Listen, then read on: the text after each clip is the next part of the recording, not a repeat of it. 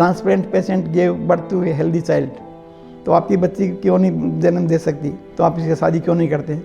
15 साल पहले हमारी शादी हुई, नॉर्मल लाइफ चल रही थी। ट्रांसप्लांट के बाद भी मेरी माँ ने मुझे जन्म दिया और यही आशीर्वाद देती हूँ इसको मैं कि तुम हमेशा अच्छी रहना।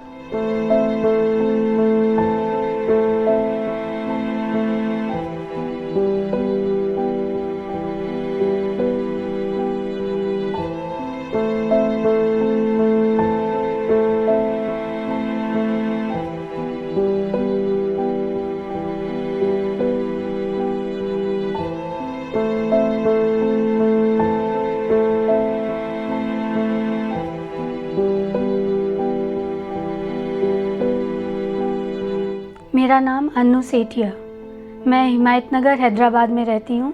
मार्च 1998 उस दिन मेरी खुशियों का ठिकाना नहीं था। मैं बहुत ज़्यादा खुश थी क्योंकि उस दिन मुझे मेरे कॉलेज की तरफ से कॉलेज में टॉप करने के लिए अवार्ड मिलने वाला था। उस दिन मुझे अवार्ड मिला। उसके बाद में मैंने कई सपने सोचे थे कि मैं बहुत बड़ी बिजनेसमैन बनूंगी और अपने परिवार का नाम रोशन करूंगी, लेकिन उसके बाद में अचानक मेरा हेमोग्लोबिन कम हो गया। मुझे सांस लेने में तकलीफ होने लगी।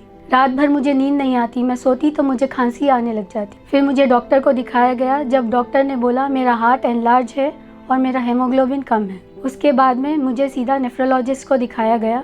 नेफ्रोलॉजिस्ट ने कहा कि सीधा इसका एक ही उपचार है, पहले डायलिसिस और उसके बाद में किडनी ऑपरेशन यानी किडनी ट्रांसप्लांट। उसके बाद में 14 महीने मेरी डायलिसिस हुई। उस समय मैं काफ़ी हताश हो गई। ऐसे लगा जैसे दुखियों का पहाड़ मेरे ऊपर टूट पड़ा। आगे बढ़ूंगी, नाम रोशन करूंगी, लेकिन उस समय जैसे मेरी ज़िंदगी का अंत हो गया था। लेकिन उस समय मेरे परिवार ने, मेरे माता पिता ने, मेरी दादी ने और मेरे भाई ने मुझे बहुत सहारा दिया और भगवान ने भी डॉक्टर्स को मेरे लिए भेजा। ऐसे डॉक्टर्स को भेजा जिन्होंने मुझे हमेशा मोटिवेट किया, इंस्पायर किया और हमेशा मुझे अपनी फैमिली की तरह ही रखा। मेरी 14 महीने डायलिसिस हुई। उसके बाद मेरा ट्रांसप्लांट हुआ। ट्रांसप्लांट के बाद में मेरे लिए एकदम एक नई ज़िंदगी थी वो। फिर मेरे पापा ने कहा अब तुम पढ़ाई भी कर सकती हो। उन्होंने मुझे बहुत मोटिवेट किया और फिर मैंने पढ़ना शुरू किया। लेकिन कॉलेज नहीं जा पाने के कारण मैंने घर बैठे ही पढ़ाई की। मैंने बीकॉम किया, मेरा पोस्ट ग्रेजुएशन किया, फाइनेंस स्पेशलाइजेशन की। हमारे को डॉक्टर बहुत अच्छे मिले, तो उन्होंने मेरे को एक दिन एक पेपर में पढ़ाया। उसमें लिखा था transplant patient give birth to happy healthy child. वो पेपर को जब मैं पढ़ा कि डॉक्टर साहब ऐसा कैसे, तो वो देखो तो आपके सामने है, transplant patient give birth to a healthy child. तो आपकी बच्ची क्यों नहीं जन्म दे सकती, तो आप इसकी शादी क्यों नहीं करते? लेकिन फिर भी हमने, डॉक्टर साहब ने बहुत इंसिस्ट किया, हमारे को बहुत सपोर्ट किया। हमारी शादी 2007 में हुई थी और हम लोग 2008 में डॉक्टर तरुण कुमार सर से मिले थे कि हमको बेबी प्लान करना है। तो सर ने हमारे को भरोसा जताया आपको बेबी आराम से हो जाएगा। फिर हमने बेबी प्लान किया था। 2009 2 जून को मेरे एक लड़की हुई और उस समय फिर मेरी एक नई ज़िंदगी चालू हुई और मेरा भी एक नया जन्म हुआ। मेरी लड़की का चेहरा देखने के बाद, बेबी गर्ल का जो मैंने चेहरा देखा, तो मैं अपनी सारे दुख दर्द सब कुछ भूल गई। तब मुझे लगा कि जैसे भगवान ने मुझे नई ज़िंदगी दी है और मेरे हाथ में एक नई ज़िंदगी और दी है। वो भी अभी एकदम स्वस्थ है, ये भी स्वस्थ है। तो हमारे को, हम तरुण कुमार साहब के बहुत आभारी है। और अब मेरी लड़की भी नॉर्मल है, फिट है, 14 साल की अब वह हो गई है, पढ़ाई कर रही है और एकदम ठीक है। जनवरी 2022 में वापस कोविड होने के कारण मुझे वापस किडनी में थोड़ी प्रॉब्लम आ गई। अभी 14 महीने से मेरी डायलिसिस हो रही है, लेकिन फिर से मैंने ट्रांसप्लांट के लिए रजिस्ट्रेशन किया है और ट्रांसप्लांट कराने की इच्छा भी रखती हूँ। कभी भी कुछ बीमारी होती है मैं ऐसे ही बोलती हूँ कि तुमको तेरी बच्ची के लिए जीना है, भगवान तेरा साथ देते हैं और डॉक्टर तेरे को इतने अच्छे मिले हैं कि इतने सुनते हैं। जब भी फ़ोन करते हैं डॉक्टर फ़ोन उठाते हैं और इसके बच्ची के लिए खड़ी रहना, तुम आगे तुमको इसका काम करना है और यही आशीर्वाद देती हूँ इसको मैं कि तुम हमेशा अच्छी रहना।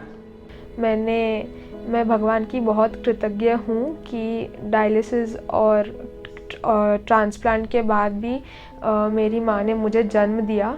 अब ऐसा लगता है कि मैं बड़ी होकर अभी मेरी एज 14 है, पर कुछ टाइम बाद बड़े होकर मैं खुद अपनी किडनी मम्मी को दूँगी. So I am thankful and grateful to all the doctors who gave me and my mother a very good life. I am seeing her for last 2 decades and she never loses hope. In last 2 decades she has undergone so many complications, but every time she faced the complications with brave face and came out successfully.